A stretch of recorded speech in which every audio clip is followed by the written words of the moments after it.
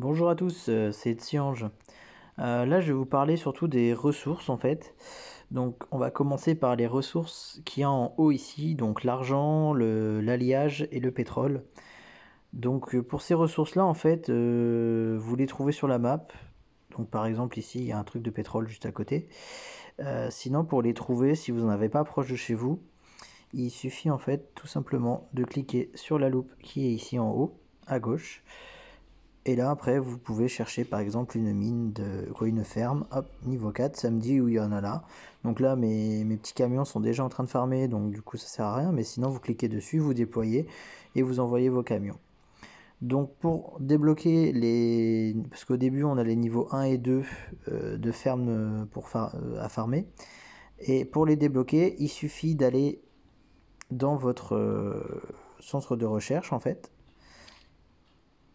Faire une recherche. Et là, donc pour les niveaux 3, il faut débloquer l'industrie du caoutchouc qui active les niveaux 3. Et pour avoir les niveaux 4, il faut aller activer le plastique. Donc une fois que c'est activé, vous pouvez farmer donc du coup les niveaux 4, c'est plus intéressant parce qu'on reçoit quand même 360k de ressources à chaque fois.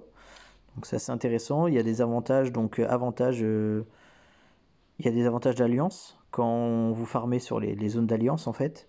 Je l'avais déjà expliqué dans une précédente vidéo en fait, si vous farmez sur une zone d'alliance, vous récupérez des coffres supplémentaires. Donc par exemple si on va ici, c'est où je l'avais ici. Ici, vous voyez, je l'avais expliqué, je le réexplique. Voilà, j'ai farmé dans la zone du territoire et du coup, j'ai obtenu des coffres de ressources supplémentaires. Et donc, du coup, ces coffres, en fait, on les retrouve dans ravitaillement, en bas ici. Hein. Toujours ici, il se passe pas mal de choses dans ravitaillement. On va dans autres et on voit là j'ai un coffre niveau 3. Et donc, du coup, ça, à chaque fois, ça apporte des ressources. Donc, ça les met pas directement dans vos ressources, en fait. Attendez, je crois, je dis peut-être des bêtises.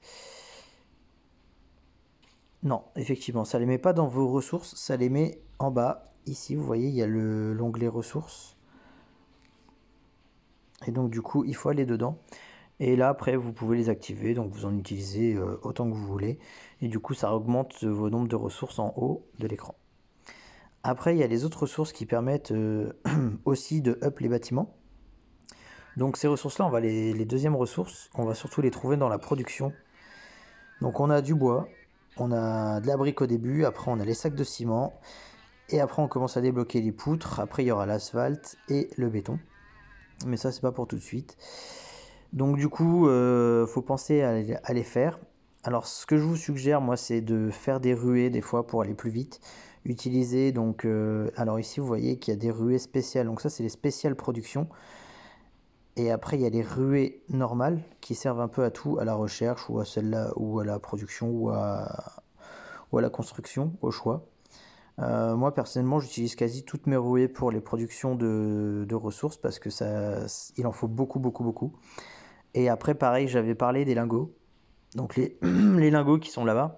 Moi, je vous suggère de les utiliser pour accélérer les productions, donc soit pour acheter directement du temps, ou soit pour directement finir en dessous la barre, ici, comme là, par exemple, si j'accélère, hop, ça en fait 420, c'est assez intéressant.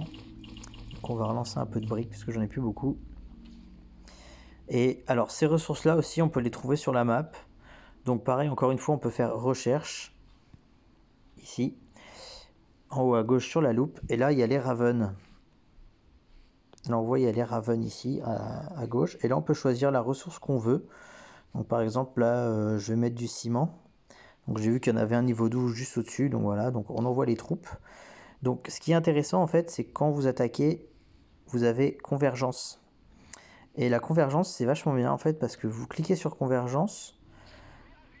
Et donc, ça envoie toutes vos troupes. Et en fait, ça attend que toutes les troupes soient en place avant d'attaquer. Et du coup, toutes vos troupes, ils attaquent en même temps. Ça évite d'avoir une troupe plus faible et qu'elle ait des dégâts et d'avoir des pertes. Et du coup, devoir utiliser des ressources pour reconstruire une armée, en fait. Là, on a quasi zéro perte, en fait. Donc du coup, le fait de collecter, ça utilise de l'énergie. Donc ça utilise 10 d'énergie. Donc l'énergie, vous pouvez la voir sur votre image de profil. Elle est ici, c'est la barre verte. Donc voilà, on a 150. On peut en rajouter hein, si on veut. On a de l'énergie d'urgence de base et pareil, on peut encore dépenser des lingots pour en rajouter. Bon, personnellement, j'en rajoute pas du tout.